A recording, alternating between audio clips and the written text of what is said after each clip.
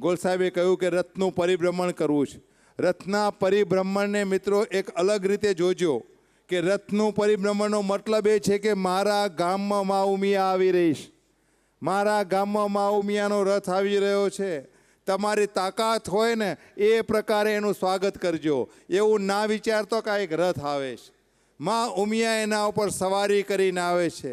આપણી કુળદેવી એમાં બેસીને આવે છે.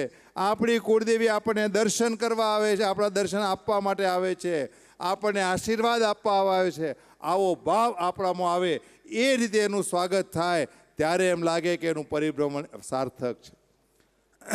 અમદાવાદની અંદર રથનું પરિભ્રમણ થયું. એક એક સોસાયટીની અંદર તમે એના ફોટોગ્રાફ જુઓ, એના વિડીયો જુઓ, કલ્પના નહીં આવે.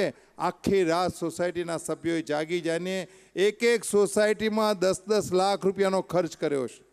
અને જ્યારે મા ઉમિયાનો રથ ગયો છે, કોઈ બહેનોએ પોતાના ઘરેણાં એની અંદર ગોલકમાં નાખ્યા છે, કોઈએ નોટોની થપ્પીઓ નાખી છે અને કોઈએ મસ્તક નમાવીને પોતાની જિંદગી સમર્પિત કરી છે. રથ પરિભ્રમણ એ આ રથ પરિભ્રમણ છે. મા ઉમિયાનો રથનું પરિભ્રમણ એ દિવ્ય રથનું પરિભ્રમણ છે. એટલે એ જ્યારે તમારા ગામમાં આવે, તમારી સોસાયટીમાં આવે ત્યારે એને સામાન્ય રીતે ન લેતા. ધંધામાં રજા રાખજો, નોકરીમાં રજા રાખજો. જ્યારે મા ઉમિયાનો રથ આવવાનો હોય એનો આનંદ તમારા ઘરની અંદર, તમારી બેન દીકરીના લગ્ન હોય એટલો ઉલ્લાસ હોવો જોઈએ. એ પ્રકારે એનું સ્વાગત થવું જોઈએ.